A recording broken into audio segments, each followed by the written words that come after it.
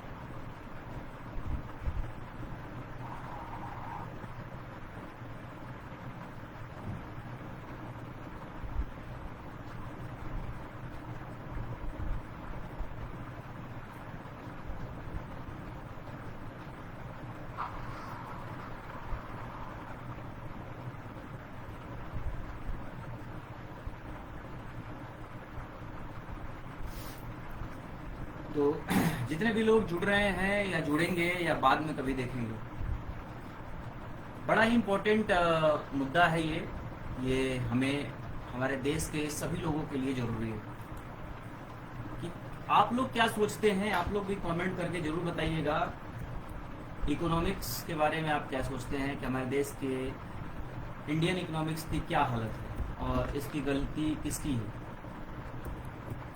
इस Indian economics के ऐसी हालत के जिम्मेदार सिर्फ और सिर्फ गवर्नमेंट है क्या, या सिर्फ और सिर्फ जनता है क्या?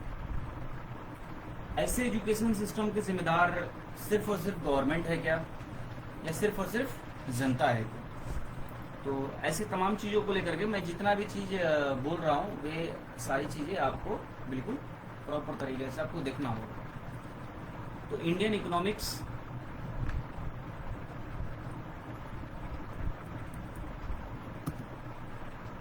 की स्थिति कैसी है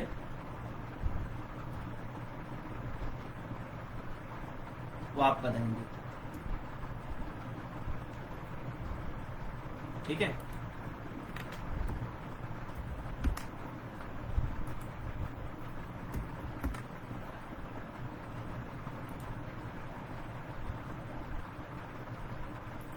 उसके बाद इंडियन एजुकेशन की,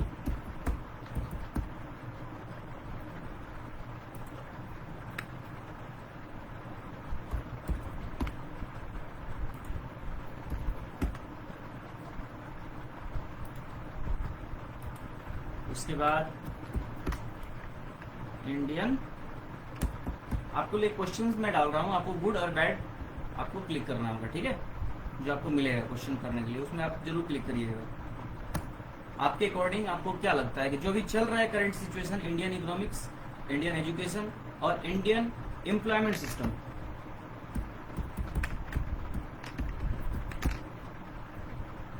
ये कैसा है?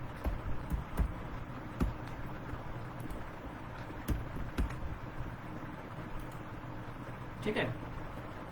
तो चलिए ये चर्चा आगे बढ़ाते हैं। और आप लोग, ये 3 क्वेश्चंस हैं और 3 टॉपिक है, ट्रिपल ई है।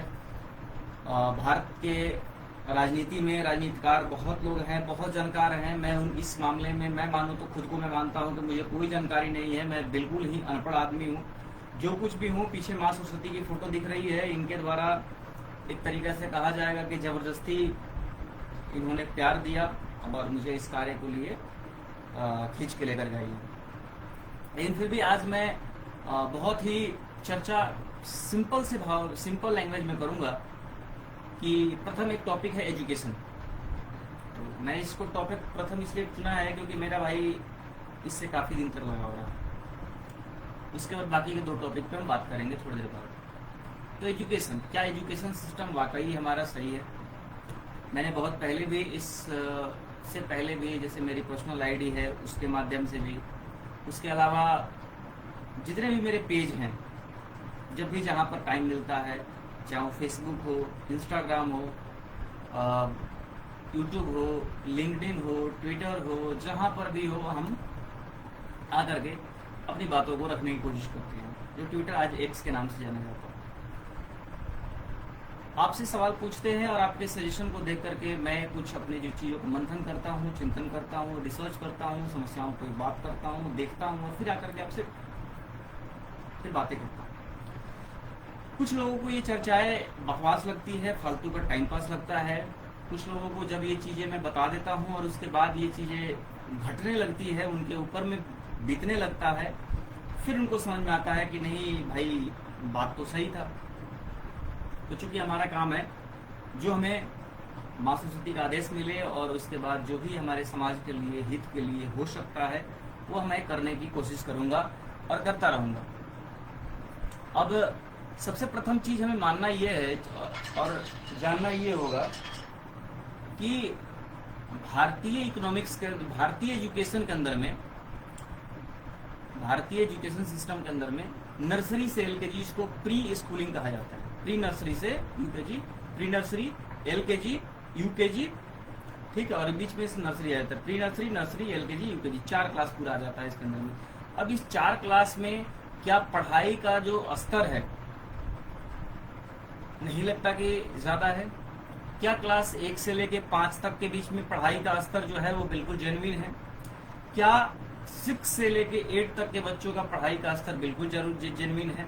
क्या 9th, 10th और 11th, 12th के जो बच्चों का पढ़ाई का जो लेवल है वो वाकई सही है? मैं सिंपल सा एक बात कहूंगा कि आज भी हम इन सभी चीजों को मैं देखता हूँ तो मुझे लगता है कि हम कहीं ना कहीं वो 18वीं सदी में जी रहे हैं, जब हमारे पिताजी और आपके पिताजी या फिर हमारे दादाजी का टाइम पे वही सिस्टम हुआ करता था। बस फर्क इतना हो गया कि आज डिजिटल प्लेटफॉर्म हो गया, आज डिजिटल स्क्रीन हो गया, डिजिटल तरीका हो गया, फर्क यही हो गया।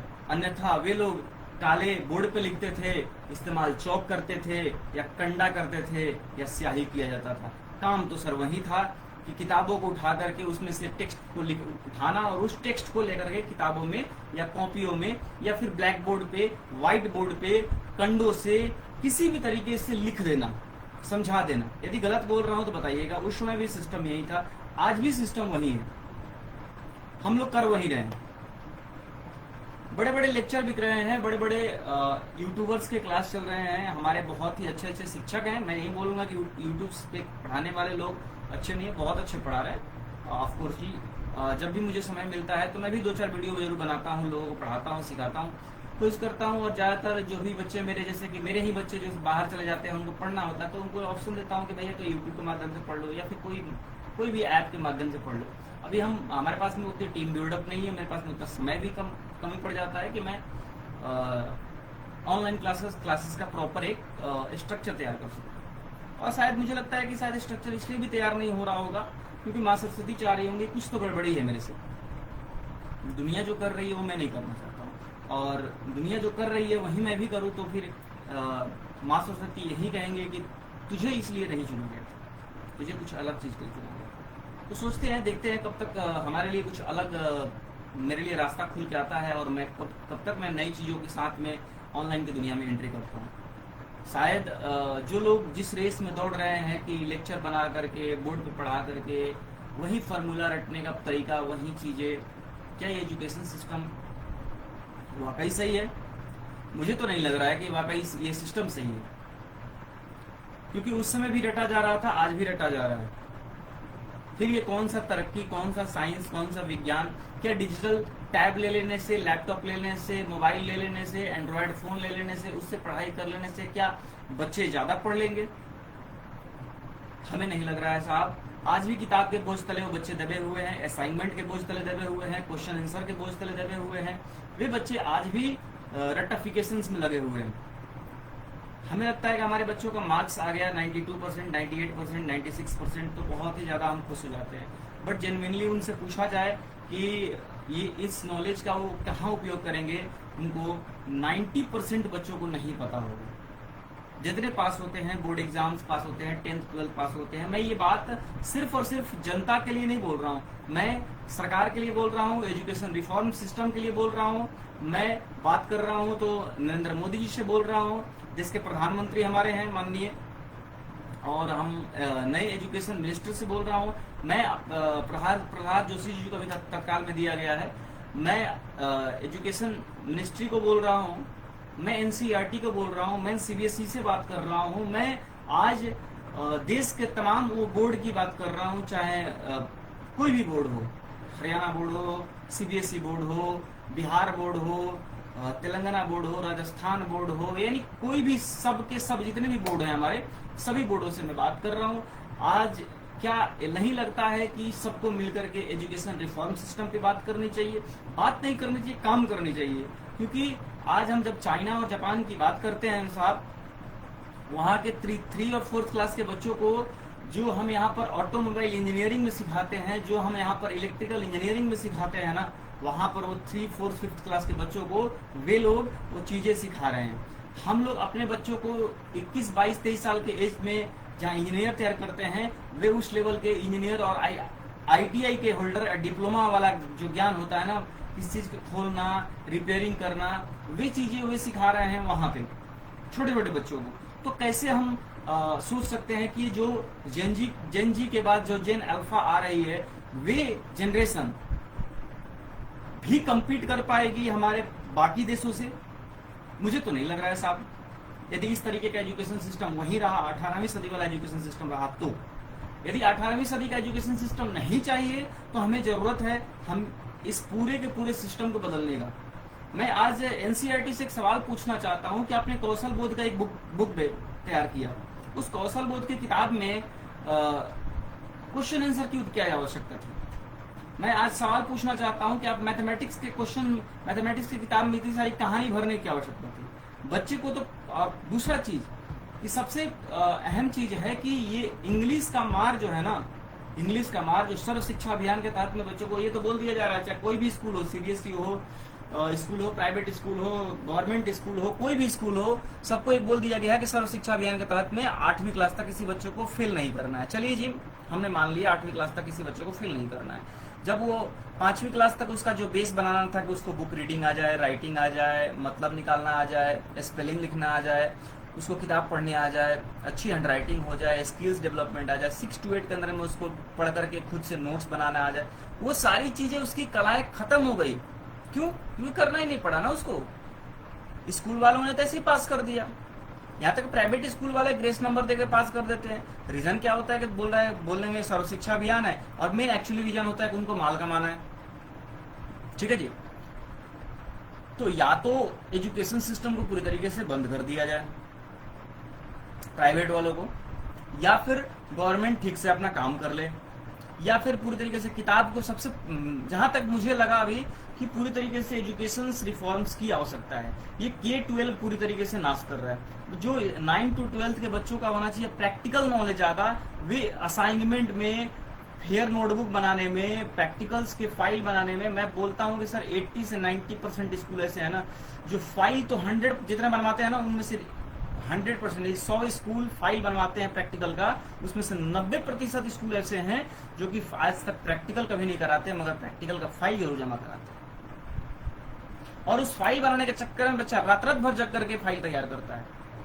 प्रैक्टिकल उसका कुछ नहीं होता है नॉलेज। सर फाइल होना चाहिए, प्रैक्टिकल उसको नॉलेज हो या ना हो, स्कूल वाले के पास में प्रूफ होना चाहिए कि हाँ हमने प्रैक्टिकल करवाया है, फाइल नोट करवाया है। स्कूल वालों का के पास में ये चीजें होनी चाहिए उनके पास में कि भाई साहब हमारे पास में फेयर नोटबुक है, मतलब कि हमने इसको पढ़ाया है, हमने इसको काम करवाया है। ठीक है, तो ये कहीं ना कहीं एक बहुत बड़ा इशू है। इस चीज को हमें मान के चलना पड़ेगा कि ये रट्टाफिकेशन कब तक चलेगा। ये फेयर नोटबुक, असाइनमेंट का काम, कॉपी भर के लेके आना, बच्चे प्रैक्टिकल्स पे कम ज्ञान दे रहे हैं, स्किल्स पे कम ज्ञान दे रहे मिल रहा है उनको नॉलेज कम मिल रहा है, और स्कूल कम फोकस कर रहा है इन सब चीजों पे। और इसका कारण सिर्फ और सिर्फ एक है, क्योंकि जब ऊपर से स्कूल ऊपर से जो बुक तैयार कर रहा है एनसीईआरटी ना, वो पूरा का पूरा किताब ही उसी प्रकार से तैयार कर रहा है कि किताब में ज्यादातर कहानी है, स्टोरी लिखना है। अब मैथ की किताब में 6, 7, 8 की मैथ की एनसीईआरटी की बुक उठा लीजिए, उसमें आपको क्वेश्चन का आंसर सॉल्व करना मिलेगा, उसमें क्वेश्चन आंसर सॉल्व नहीं करना है, उसमें उस क्वेश्चन का जवाब लिखना है। भाई साहब, जो इंग्लिश में बच्चा पढ़ता है ना, इंग्लिश मीडियम में, वो सिर्फ और सिर्फ उसको लिखता है। मैंने कॉपी चेक करता हूँ ना, तो मैं देखता हूँ, बोलता हूँ भाई तुम्हारे एसएसटी के नोटबुक और साइंस के नोटबुक और इंग्लिश के नोटबुक और उनके कंपेयर में मैथ में मुझे लग रहा है ज्यादा लिखना पड़ रहा है तुम लोगों को। मतलब क्या बकवास बना रहे हो यार आप लोग। उसमें पूछ रहा हूँ क्या कर रहे हो आप लोग, क्या आप दिल पे हाथ रख के बोलना जरा, आप एजुकेशन सिस्टम का सुधार कर रहे हो या बेड़ा गर्क कर रहे हो? आप लोगों से मैं बात कर रहा हूँ, क्योंकि हमारे पास, और आप ये कह भी नहीं सकते हो कि आपको अधिकार किसने दिया। मुझको अधिकार भारत सरकार ने दिया। Gurugram Gurukulam education welfare foundation 2023 में ही हमने रजिस्टर्ड किया। इससे पहले सिर्फ एक उद्यम डिक्लेरेशन के साथ में और सोसाइटी के डिक्लेरेशन के साथ में सोसाइटी बना करके हमने काम कर रहे थे। बट ऑल इंडिया के लेवल में एजुकेशन परिफॉर्मेशन के लिए, एजुकेशन काम करने के लिए, स्किल डेवलपमेंट के लिए, अलग अलग तरीके से काम करने के लिए हमने Gurugram Gurukulam education welfare foundation MCA के पोर्टल पे सेक्शन 8 कंपनी रजिस्टर्ड किया। और हमारा काम ही यही है। समस्या जहां पर भी एजुकेशन से संबंधित होगी हम बात करेंगे, एम्प्लॉयमेंट संबंधित होगी बात करेंगे, उन क्वेश्चन करेंगे। यदि किसी को लगता है कि ये गलती है तो ठीक है, आप हमें गलत बोल सकते हैं, आप स्वतंत्र हैं बोलने के लिए। पर एक बात जरूर ध्यान रखिए,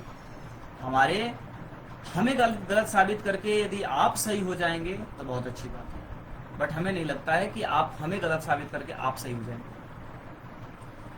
जो टॉपिक आज हम बोल रहे हैं आपसे, इस पे आप लोग सोचिए, विचार जरूर करिएगा कि एजुकेशन में रिफॉर्म करने की आवश्यकता। रिफॉर्म्स का मतलब कि हमें सीखना चाहिए उन देशों से जिनसे हम कंपटीशन की बात कर रहे हैं। आज बच्चे ऑनलाइन क्लासेस ज़्यादा ले रहे हैं। ऑनलाइन क्लासेस में किसका प्लेटफॉर्म, किसका इंटरनेट, किसका क्लाउड सिस्टम, और ये सारी चीज़ें कहाँ पे यूज हो रही है, कैसे हो रही है। हमारे बच्चे इंडिया के अंदर में ना किसी भी प्रोडक्ट को कॉपी कर लेते हैं, मगर कुछ ऐसा बना दे कि जिसको कॉपी बाकी लोग कर सके, ऐसा कुछ नहीं कर पाते। तो ये किसके कारण हो पाया, ये किसके कारण ये कमी रह पाया, कौन है इसका जिम्मेदार, बताइएगा जरूर, क्योंकि सवाल ये बहुत ही जरूरी है। अन्यथा अभी आज जेनजी उतरी थी रोड पे, कल जेन अल्फा उतरेगी। तो जेन अल्फा उतरेगी तो ये तो थोड़ी इज्जत करना जानते थे, मुझे लग रहा है जेन अल्फा जो है वो इज्जत करना नहीं जानते थे। मैंने कहा भी था माननीय देश के प्रधानमंत्री नरेंद्र मोदी जी से कि आपको सोनम वांगचुक जी से बात करनी चाहिए। तो उन्होंने बात करने की जगह, भाई साहब जिस दिन मैंने कहा उसके अगले दिन माफी चाहता हूँ सभी लोगों से। जिस दिन मैंने कहा था अपनी पर्सनल आईडी से, उसके अगले दिन कमिश्नर को चेंज करके और सुबह सुबह उठा लिया जाता है उनको। भाई साहब बात करने के लिए कहा था, इस तरीके से बात करने के लिए नहीं कहा था हमने बात करने के लिए कहा था। तभी तो आपको जेनजी का एक बड़ा आक्रोश झेलना पड़ा। चलिए, वो मैं राजनीतिक मुद्दे पे नहीं जाऊंगा। मेरा काम है सिर्फ और सिर्फ 2-3 टॉपिकों पे ज्यादा मैं फोकस करता हूँ। सोशल, एजुकेशन, इकोनॉमिक्स स्थिति क्या है, एम्प्लॉयमेंट कैसे जनरेट हो, बिजनेस स्टार्टअप्स कैसे हो, यानी देश में किसी तरीके से देश की तरक्की किस पे हो, इस पे ज्यादा मेरा फोकस होता है। देश के सम्मान की ज्यादा बात होती है, धर्म की हानि ना हो और धर्म का रास्ता ज्यादा कम बढ़े, ये सारी चीजों पे ज्यादा मैं फोकस करता हूँ। बाकी मुझे किसकी सरकार बन रही है, क्या बन रही है, और मुझे उससे कोई मतलब नहीं है। गलत कोई भी करेगा तो गलत गलत ही है और उसको सजा मिलेगी, कोई भी हो। मैं करूँगा, मुझे भी मिलेगी। अगला टॉपिक आता है, देखिए एजुकेशन पे आप लोग सोचिएगा जरूर, जितने लोगों को मैं बोल रहा हूँ, और इस पे कमेंट या शेयर जैसे जो भी होता है, लाइक करिए, कमेंट करिए, शेयर करिए, वीडियो को फॉलो करिए, सब्सक्राइब करिए। ये सारी चीज़ें मुझे मेरे से बोला नहीं जाता है, बट आप बोलना पड़ता है, ये एक फॉर्मेलिटी हो गया है। जैसे रटा रटाया सुबह उठ करके ये ब्रश तो करना ही है, बाथरूम तो जाना ही, नहाना तो है ही, उसी तरीके से ये भी एक जरूरी काम है। आप जरूर करिएगा लाइक कमेंट शेयर जो भी है कि क्या एजुकेशन सिस्टम 1 to 5 के अंदर बदलना चाहिए। इतना सारा किताब का बोझ, प्री नर्सरी से लेके यूकेजी, अच्छा मैं भी मजबूर हूँ, नहीं बदलना चाहता हूँ, नहीं बदल पाता हूँ। अच्छा उसके बाद एक सबसे बड़ा चीज़ कि कब बदलेगा, कि आपने ऑप्शन क्यों दे रखा है मेरे भाई, आपने क्यों दे रखा है ऑप्शन ये लोग कि भाई इंग्लिश मीडियम में पढ़ा लो चाहे हिंदी मीडियम में पढ़ा लो, क्यों दे रखा है, क्यों बच्चे की जान ले रहे हो। 8वीं 9वीं क्लास तक जाने के बाद तक उसको पत्ते नहीं चल रहा है कि वो किताब में पढ़ के आ रहा है। आधा 95% बच्चे तो क्या हालत ये है, वो किताब का रीड करके मतलब नहीं निकाल रहे हैं। और इसी कारण से ट्यूशन सेंटर चल रहे हैं, इसी कारण से ट्यूशन सेंटर चलते रहेंगे, ये प्राइवेट कोचिंग इंस्टीट्यूट चलती रहेंगी और चलाते रहना पड़ेगा, मजबूरी है। क्योंकि आप लोग एजुकेशन में जब तक रिफॉर्म नहीं कर रहे, क्योंकि देखिए ट्यूशन सेंटर में प्रैक्टिकल्स नहीं कराए जा सकते, लेकिन ट्यूशन सेंटर में ये काम जरूर कराया जा सकता है जो अभी चल रहा है। बेटा काम करवा लिया जाए, क्वेश्चन आंसर लिखवा दिया जाए, आंसर्स करवा दिया जाए, क्योंकि ट्यूशन सेंटर वाला बताइए प्रैक्टिकल्स के लिए कितने सारे इक्विपमेंट्स आपको रखेंगे, कौन कौन सब्जेक्ट का इक्विपमेंट्स रखे हो, और आने वाले टाइम पे हो सकता है रख भी सकते हैं, तो अच्छी बात है, प्रैक्टिकल्स का रिविजन ज्यादा बढ़ेगा उनका। लेकिन इस तरीके से तो बिल्कुल ही नहीं होना चाहिए जो अभी चल रहा है। कुछ ऐसे ऑनलाइन क्लासेस में मैं देखता हूँ जो लोग ज़्यादातर साइंस को प्रैक्टिकल लेवल पे करवा करके और तभी वीडियो बनाते हैं, हर चैप्टर को प्रैक्टिकल लेवल पे पढ़ाते हैं। तो वैसे टीचरों को भी मैं धन्यवाद कहता हूँ। मैथ को भी लॉजिकली और इम्पैक्टफुली बताते हैं कि भाई मैथ कहाँ पे उपयोग होगा लाइफ के अंदर में, तो उसके लिए भी धन्यवाद। अगला टॉपिक आ जाता है हमारा इकोनॉमिक्स के बारे में। भारत की इकोनॉमिक्स किस चीज़ पर टिकती है, किसी भी देश की इकोनॉमी किस चीज़ पर टिकेगी, कि हमारे घरेलू हाउस होल्ड प्रोडक्ट कितने उपयोग हो रहे हैं, हमारे कंज्यूमर्स के द्वारा उपयोग हुआ पैसा वे हमारे पास ही कितना रहता है, ये इस पे डिपेंड कर जाता है। तो हमें मुझे तो नहीं लग रहा है कि हमारा उपयोग किया गया पैसा हमारे पास ही ज़्यादा रहता है। ज़्यादातर वो पैसा अमेरिका को जाता है या चाइना को जाता है। क्यों? क्योंकि नॉर्मल लेवल के जितने लोग हैं यूट्यूब सभी को यूज कर रहे हैं, तो किसके पास, आप लोग कमेंट करके बता दीजिएगा। यूट्यूब जब यूज कर रहे हो तो उसकी कमाई का ज्यादा पैसा किसके पास, इंस्टा जो यूज कर रहे हैं हम, एफबी यूज कर रहे हैं, इसकी कमाई का ज्यादा पैसा किसके पास, कमेंट कर लीजिएगा। उसके बाद आप प्रोडक्ट यूज करते हैं बाहर का, करते हैं ना, चाइना से सामान आता है, एक्सपोर्ट होता है, चिप आ रहा है, सेमीकंडक्टर, जो हम मोबाइल यूज कर रहे हैं, टेक्नोलॉजी यूज कर रहे हैं, उन सब में चाइना अपना काम करता है। और सर ये सब लोग इंसान ही बनाते हैं, ये सब चीज़ें कोई बाहर का लोग नहीं बनाता है। बट इस इंसानों को बनाने के काबिल बनाया किस देश ने, उनके देश के खुद के प्रधानमंत्री, राष्ट्रपति, मंत्रालय, मिनिस्ट्री और सभी के सभी जितने भी अधिकारी पदाधिकारी जिस डिपार्टमेंट में बैठे हैं, वो सब लोगों ने बड़ी श्रद्धा से अच्छे से काम किया। यहाँ पर sorry to say that, but यहाँ पर ऊपर से नीचे तक चाहे सिस्टम के अंदर में जितने लोग बैठे हुए हैं, चाहे वो अधिकारी हो, पदाधिकारी हो, चाहे वो रिफॉर्मर्स हो, सब के सब इसके लिए जिम्मेदार हैं, सारे लोग जिम्मेदार हैं। अच्छा, उसके बाद सबसे बड़ी चीज की वोटिंग के टाइम पे जनता जिम्मेदार है, मैं मानता हूँ, नेता कोई जिम्मेदार नहीं। मैं किसी पॉलिटिकल पार्टी और नेताओं को ब्लेम क्यों करूँ भाई कि उस नेता ने पैसा देकर के वोट खरीदा, तुमने पैसा लिया क्यों। अच्छा चलो, तो उस व्यक्ति ने पैसा नहीं भी वोट देकर खरीदा, यदि तुमने अंधभक्ति में आकर के चलो भाई वोट दिया है, या फिर जातिवाद देकर के वोट किया है, या फिर तुम्हारे पूर्वज उसी के पार्टी के सेवक रहे हैं इस वजह से किया है, या फिर कुछ भी हो, एनीथिंग सेल्स, मैं एक चीज पूछ रहा हूं, तुमने वोट करने से पहले ना एक चीज जरूर देखा है, ये सरकार, इसकी सरकार बनेगी, इस पार्टी की आएगी, तो इन्होंने मैनिफेस्टो में अपने क्या क्या लिखा है कि हम जीतेंगे तो आपको 2000 रुपया बेरोजगारी भत्ता दे देंगे, इतना रुपये का हम आपको वृद्धा पेंशन दे देंगे, इतना रुपये का हम किसानों के अकाउंट में डाल देंगे। तो कहीं ना कहीं आपने डायरेक्टली इनडायरेक्टली क्या करा, सरकार से घूस लिया। और सरकार को भी बढ़िया लग रहा है कि जब तक ये लोग मेरे से पैसा लेते रहेंगे, मतलब कि ये लोग हमारे ऊपर में निर्भर रहेंगे, और जब तक हम पे निर्भर रहेंगे तब तक ये लोग विकलांग रहेंगे बुद्धि से। समझ में आ रहा है? तो बुद्धि से जब विकलांग रहेंगे, क्योंकि बेरोजगार तो तब भाई, बेरोजगार तो तभी रहोगे ना। बेरोजगार कब रहोगे? जब तक पैसा लेते रहोगे। और तुम बेरोजगारी के नाम पे पैसा उठा ही रहे हो, 2000 रुपया में खुश हो। तुम ये क्यों नहीं कहते हो कि आप ऐसा कर दीजिए ना कि हम कभी बेरोजगार हो ही नहीं। आप ये वादा करिए ना, आप ये स्टैंप पे लिख के दीजिए ना कि 1 साल में यदि बेरोजगारी आपने 100% खत्म नहीं किया तो आप लिख के दीजिए कि मैं खुद ही अपनी कुर्सी छोड़ दूंगा 1 साल बाद, 2 साल बाद, 3 साल बाद, जितने दिन का समय लेना है ले लीजिए। मगर फिक्स करिए कि 5 साल के अंदर में आप फिक्स करिए कि हम कुर्सी छोड़ देंगे, चुनाव लड़ने का नहीं है। और लड़ने कहीं भी जाता हूं तो कोर्ट मेरे पे कार्रवाई करके और मैं मुझे जेल डाल सकती हूँ। ये कोई भी नेता लिख के नहीं देगा, क्योंकि वो चाहता ही है कि आप बेरोजगार रहो, 2000 बेरोजगारी भत्ता लेते रहो। अच्छा चलो ठीक है, किरासन राशन तिरासन जितना भी बेरोजगारी भत्ता ये वो जो भी चीज ले रहे हो ना, देश की जनता ये ध्यान रख लेना, इसका बोझ कहीं ना कहीं हमारे देश में जो अपने टैक्स का पैसा जा रहा है, हमारे टैक्स का पैसा जा रहा है ना, उसी में पड़ रहा है। लो, खूब लो, मजे से लो।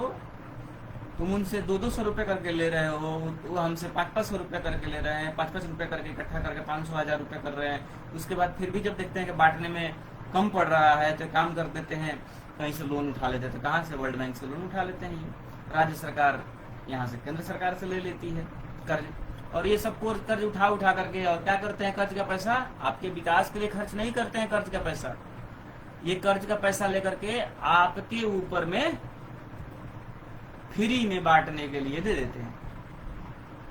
बहुत बढ़िया बात, मजेदार, मजा आ जाता होगा भाई, 2-2000 रुपये मिल गया।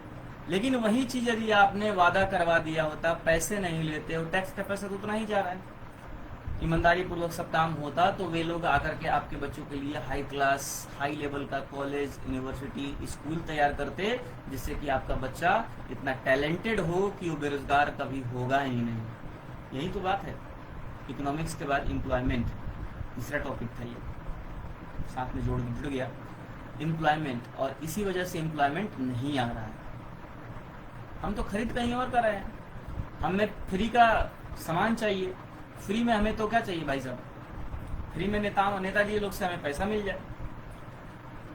कोई सरकार बने तो कोई चांदी दे रहे बांट रहा है, कोई सोना बांट रहा है, कोई 2000 अकाउंट में डाल रहा है, कोई 6000 अकाउंट में डाल रहा है। जब फ्री में मिल ही रहा है सब कुछ, तो किरासन राशन, अच्छा राशन में बहुत लोगों का नाम कट रहा है।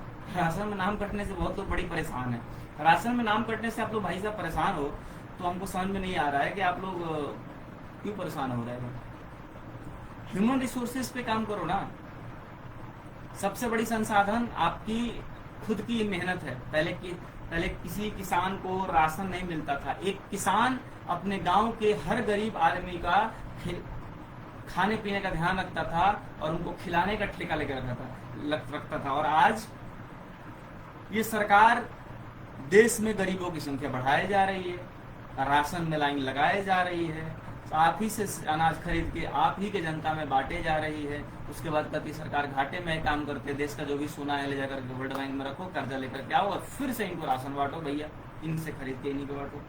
तो पहला नंबर, किसान भी स्वतंत्र नहीं है कि किसान। और खेती बाड़ी तो लोग करना बिल्कुल मतलब कि पाप समझ रहे हैं, सोच रहे हैं कि खेती, भाई साहब खाओगे नहीं ना, स्वस्थ चीज नहीं खाओगे, ज्यादा दिन तक नहीं जियोगे तो निश्चित तौर पर बात है टिकोगे नहीं।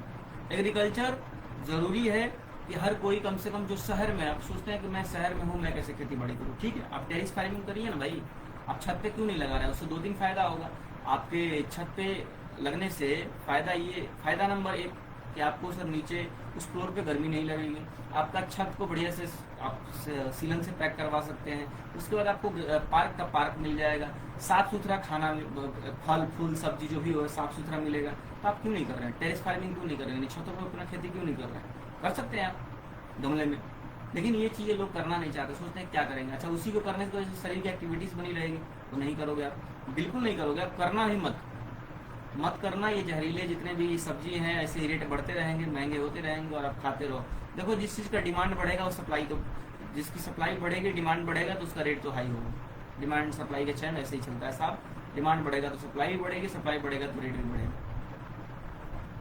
हाई डिमांड हाई रेट होगा, निश्चित तौर पर होगा। ऐसा कुछ नहीं है कि आप अब मार्केट में किसी चीज़ का डिमांड होगा तो उसका स्टॉक का शॉर्टेज होगा, स्टॉक का शॉर्टेज होगा तो कम स्टॉक को देखा जाता है कि भाई ज़्यादा से ज़्यादा रेट में बेचा जाए।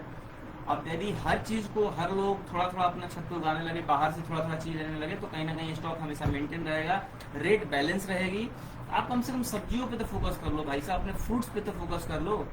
नहीं किया जा रहा है। किसान और बड़े बड़े जो किसान हैं आपके बड़े बड़े अनाज पे फोकस कर लेंगे, दाल चावल गेहूँ ये सब्जियों पे फोकस कर लेंगे, तो खेती बाड़ी तो सब बंद होती जा रही है। धन्यवाद। बाहर से खरीद के खा लेंगे। 1 लाख की नौकरी कर रहे हैं और 99,000 रुपये खर्चा कर दे रहे हैं। 1,000 रुपये बच जा रहा है अकाउंट में 30 तारीख तक आते आते। तो 20 लाख का नौकरी कर रहा है और लास्ट में उसके पास में 1 लाख रुपये बच रहा है। अरे भाई साहब, क्या कर क्या रहे हो आप लोग? सारा मॉल सोल ये सारी चीज करने से जिंदगी नहीं चलने वाली है। आप स्वस्थ हो, यदि आप तंदुरुस्त हैं, तो ही आप अपने भविष्य के लिए कुछ छोड़ के जा सकते हैं। चाहे आपकी अपने खुद के औलाद के लिए बात करो, या फिर अपने आने वाली पीढ़ी की बात करो, या फिर आप इस देश की बात करो। आप स्वस्थ नहीं हैं तो ज़्यादा दिन तक काम नहीं कर पाएंगे। 30-40 साल 50 साल हार्डली 60 साल आते तक आपकी मृत्यु तय है। तो जब मृत्यु हो जाएगी तो फिर आप क्या ही देके जाओगे? कम से कम दे के जा पाओगे, तो उसके बाद से मेहनत करना पड़ेगा उनको। तो ओवरऑल बात यही कहूँ कि इकोनॉमिक्स को सुधारने के लिए पहले नंबर की हर व्यक्ति को नौकर बनना पहले बंद करना होगा। ह्यूमन रिसोर्सेज को पहले डेवलप करना होगा।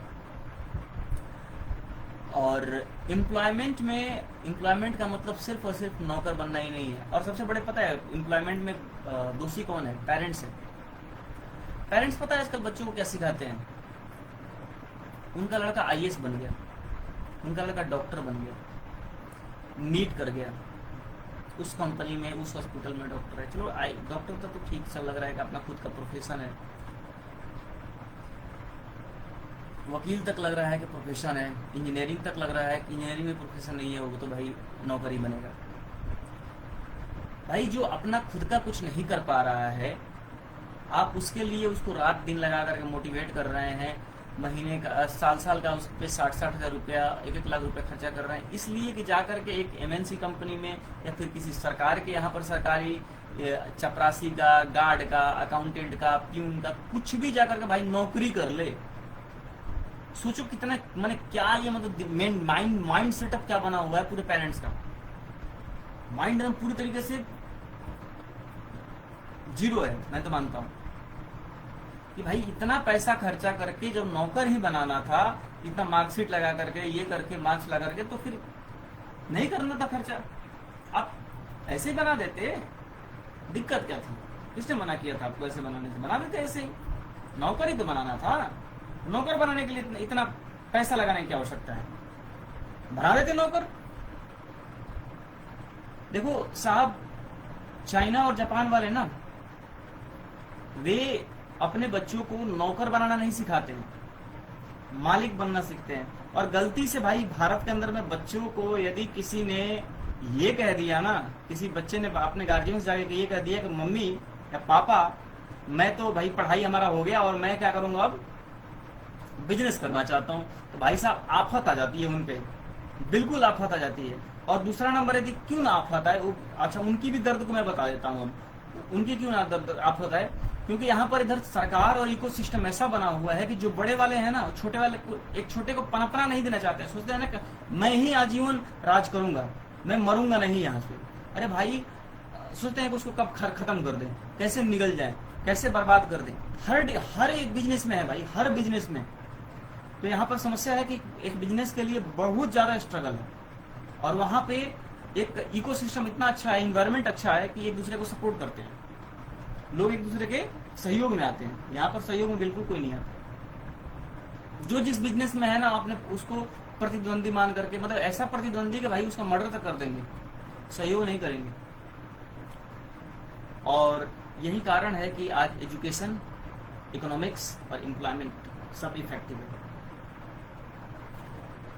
हमें नौकरी सरकारी चाहिए, हमें लड़का पढ़ा लिखा करके एमएनसी में भेजना है, हमें समान उपयोग करना है बाहर का, हमें अपने बच्चे से काम करवाना है विदेशी कंपनी में, और हमें विकसित भारत चाहिए। हमें शिक्षा लेना है 18वीं सदी में अंग्रेजों वाला, हमें विकसित भारत चाहिए। हमें कोई मतलब नहीं है कि हमारा बच्चा अपने काबिलियत पे कुछ करना चाहता है तो उसको करने दे, बिल्कुल नहीं कर सकता भाई, और हमें विकसित भारत चाहिए। हमारे बच्चे के अपने खुद के टैलेंट पे हमें भरोसा नहीं है, और हमें विकसित भारत चाहिए, हमें शिक्षित भारत चाहिए।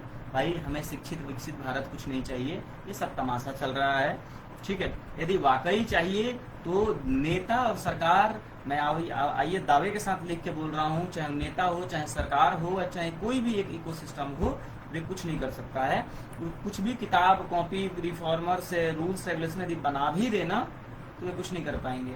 और माय डियर जैन जी, आप लोगों ने बहुत अच्छा कार्य किया है। हाँ, उनके खिलाफ में मैं आज भी हूँ, उनके विरोध में मैं आज भी बोलूंगा कि जिन्होंने अपशब्द का उपयोग किया है, गलत कमेंट किए हैं, गलत शब्दों का उपयोग किया है, बट जिन्होंने एक बड़ी ही अच्छे से अपने शब्दों का ध्यान रखते हुए, अरे मतलब मजाक मस्ती थोड़ा सा एक पर्दे में होकर के होना चाहिए, करते हुए, उन्हें हास्य बनाते हुए उन्होंने जिस तरीके से अपनी स्टूडेंट ताकत को दिखाया है, तो उसके लिए धन्यवाद। आप लोग बहुत ही काबिल हैं इसके लिए। चलिए, मैं आप धन्यवाद के काबिल हैं और आपने बहुत अच्छा कार्य किया। तो माय डियर जैन जी, एक चीज मैं आपसे जरूर पूछूंगा कि क्या सिर्फ इस्तीफा ही इस बदलाव का अंतिम पड़ाव था? यदि बदलाव का अंतिम पड़ाव नहीं था तो आपको, मैं नहीं बोल रहा हूँ प्रोटेस्ट में उतरना है, मेरे इस बात से प्रोटेस्ट का कोई लेना देना नहीं है, और मैं प्रोटेस्ट के लिए किसी को उकसा नहीं रहा हूँ। कृपया इसको लेकर के आप लोग नहीं हुए। आप लोगों को बैठ के सोचना होगा कि क्या जो जेन अल्फा आ रही है, उनको जो एजुकेशन सिस्टम मिलने वाला है, ये एजुकेशन सिस्टम वाकई के काबिल तारीफ है। ये हमारे बच्चे जो सॉफ्टवेयर इंजीनियर कर रहे हैं वो एक ऐप नहीं बना सकते भाई, और वहाँ पे 10वीं और 9वीं और 12वीं के बच्चे आते रहते तक ना बड़े बड़े ऐप और सॉफ्टवेयर डेवलप कर देते हैं, बड़े बड़े गेमिंग डेवलप कर देते हैं जो ऑल ओवर वर्ल्ड में चलता है। और हमारे यहाँ पर मतलब क्या मतलब लेवल है ना पढ़ाई का, इतना गिरा हुआ लेवल है, इतना लेवल गिरा हुआ है, और इसको सुधार कौन करेगा? मैं बार बार बोल रहा हूँ, क्रिटिसाइज कर रहा हूँ। क्रिटिसाइज इसलिए किया जाता है ताकि उसमें सुधार किया जा सके। कमी इसलिए निकाली जा रही है क्योंकि सुधार हो सके। कमी इसलिए नहीं निकाला जा रहा है कि नीचे कोई गिरा सके। मैं ये चाहता हूँ कि मैं अपने देश के नागरिक होने के नाते, मैं इस भारत का नागरिक होने के नाते, मैं अपने देश के प्रधानमंत्री जी से, अपने देश के एजुकेशन मिनिस्टर से, अपने एनसीईआरटी से, सीबीएसई और तमाम बोर्ड से, इकोनॉमिक्स से, इकोनॉमिक मंत्रालय से, फाइनेंस मिनिस्ट्री से, सॉरी इकोनॉमिक्स मंत्रालय नहीं होता, फाइनेंस मिनिस्ट्री से, जितने भी इकोनॉमिस्ट हैं, और आरबीआई और तमाम जो एम्प्लॉयमेंट डिपार्टमेंट जो देख रहा है, ये सब चीज सभी को, जितने भी देश के हर एक छोटे छोटे व्यक्ति को भी सबको ये सोचना आवश्यक होगा, चाहे पेरेंट्स हो, वोटर्स हो, सबको ध्यान देना होगा कि देश हम जो फैसला ले रहे हैं ना, मेरे द्वारा लिया गया जो फैसला है, क्या वो फैसला आगे आने वाली पीढ़ी को तरक्की देगा, या सिर्फ मैं अपना स्वार्थ देख रहा हूँ? आपके द्वारा लिया गया यदि प्रतिदिन अपने जीवन का जितना दिन आप जिंदा रहते हैं ना, सिर्फ ये संकल्प करना होगा कि क्या मेरे द्वारा लिया गया फैसला प्रतिदिन के लिए आगे आने वाले भविष्य के लिए सही है, या फिर सिर्फ और सिर्फ मेरे आज के लिए सही है, या मेरे लिए सिर्फ सही है। यदि सिर्फ ये आपके लिए सही है ना साहब, तो कसम से हम बता रहे हैं आप पूरी तरीके से स्वार्थी हैं, और आप अपने आने वाली पीढ़ी के लिए, चाहे वो मिलेनियम कहते हैं शायद, जेन जी से पहले तो मिलेनियम और जेन जी और जेन अल्फा, ये तीनों जनरेशन, जेन अल्फा को जो देने जा रही है दोनों जनरेशन, ये पूरी जिम्मेदार होगी जेन अल्फा को। हमारी कोशिश होनी चाहिए पूरी तरीके से कि हम सुधार करें, ठीक है। ये नहीं कि हम सुबह 9 से 6 के ड्यूटी में फंसे रहें, हम ओवर टाइम ओवरनाइट दिन रात लगे हुए हैं, ना स्वस्थ खाना मिल रहा है, ना ये चीज मिल रहा है। अच्छा, सबके लिए हम सरकार को ब्लेम ना करें, सभी चीजों के लिए हम पार्टियों को ब्लेम ना करें। मतलब कि आप विकलांग हो गए हैं क्या? आप उन पे क्यों निर्भर हैं? कोई भी सरकार बन जाए, कोई भी पार्टी आ जाए, मैं सपोर्ट करता हूं। मान लीजिए बीजेपी को, थोड़ी देर के लिए मान लिया जाए, बीजेपी को मैं सपोर्ट करता हूं। 12 साल सरकार है, 1 रुपया दिया क्या इन्होंने मुझे मेरे बिजनेस करने के लिए, मेरे काम करने के लिए, मेरी नौकरी करने के लिए? नहीं ना जी। फिर क्या, सरकार बनी, वो अपना जो बाहर काम है कर रहे हैं। हमारे अपने जरूरत के लिए, बिजनेस के लिए, काम के लिए हम जो भी चीज कर सकते हैं वो कर रहे हैं, हमें ही करना पड़ रहा है। तो मैं आपसे यही बोल रहा हूं कि आप लोग हर चीज के लिए सरकार पे क्यों निर्भर हो? आपके आगे नाला गंदा हो गया है तो जरूरी है कि सरकार ही कराएगी, आपसे साफ नहीं होगा। गंदगी आप डाले, सरकार साफ करे। रोड टूटा हुआ है तो ठीक है, सरकार करेगी, कहाँ नहीं करेगी, बिल्कुल करेगी, उसकी जिम्मेदारी है। लेकिन बड़ा लेवल का होगा तब तो। अब छोटा सा गड्ढा हो गया है, घास 10 गो जम गया है तो आपसे वो भी नहीं उखाड़ा जा रहा है, आप रहते वहीं पे हो बगल में घर बना के। तो थोड़ा सा ये चीजें सिविक सेंस लेकर के आओ। सिविक सेंस तो मतलब बिल्कुल ही नहीं आ रहा है, हर चीज छोड़ दिया है। अब पान खा के आप थूक रहे हो रोड पे, सिगरेट पी के आप फेंक रहे हो, गुटखा खा के आप फेंक रहे हो, और आप सोच रहे हो सरकार सफाई करे। मतलब आपकी कोई जिम्मेदारी नहीं बन रही है क्या? आपके घर में गंदगी होगी तो कौन, सिविक सेंस कहाँ से आएगा? आपके खुद की सिविक सेंस होनी चाहिए ना। आप तो आप देश को क्या दे के जाना चाहते हो? क्या सफाई सिर्फ और सिर्फ सरकार की जिम्मेदारी बच गई है? क्या एम्प्लॉयमेंट और एजुकेशन या इकोनॉमिक्स सिर्फ सरकार की जिम्मेदारी बन गई है? इन सब चीज को आप लोग जरूर ध्यान रखिएगा। ये खास तौर पे आज जो ट्रिपल ई, हमने 3 ई की बात किया है, इकोनॉमिक्स, एजुकेशन और एम्प्लॉयमेंट। इस 3 चीज में हमें ध्यान रखना होगा, बिल्कुल 100% ध्यान रखना होगा कि आप किसके बारे में क्या सोचते हैं, क्या बदलाव करना चाहते हैं, और आप बदलाव के लिए करना चाहते हैं, नहीं करेंगे क्या आप, और आप संकल्प कर रहे हैं कि नहीं करने के लिए।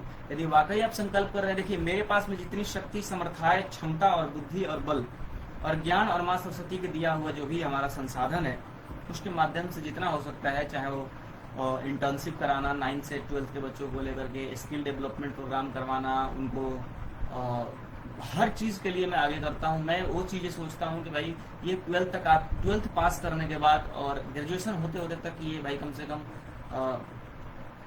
मिलीनियर्स तो बन ही जाए। 10 लाख रुपए तो होना चाहिए इनके पास में। और ये कैसे होगा सर, कैसे होगा? उनके स्किल्स और नॉलेज और टैलेंट पे होगा, और कमाई करने के साधन पे होगा। ये 10,000 पे शुरू करेंगे तो नहीं होगा ना।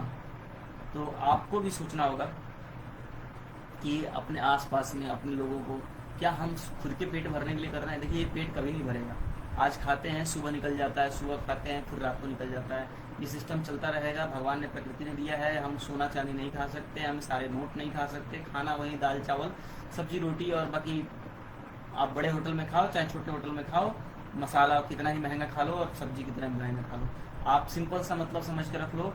आपको इस शरीर को चलाना है, स्वस्थ रखना है, अच्छी चीज खाना है, पौष्टिक चीज खाना है। पर ये ध्यान जरूर रखें कि हम अपने देश के लिए, अपने समाज के लिए, और उन सभी चीजों के लिए आप भूल जाते हो, इतने देशभक्त और समाज सेवी नहीं हो, तो सबसे प्रथम चीज आप ध्यान रखो कि अपनी पीढ़ी के लिए छोड़ जा रहे हो।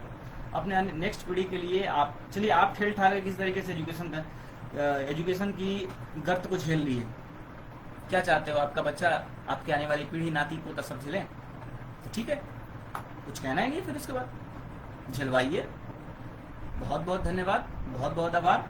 जय श्री राम, जय माता दी, जय हिंद, जय भारत।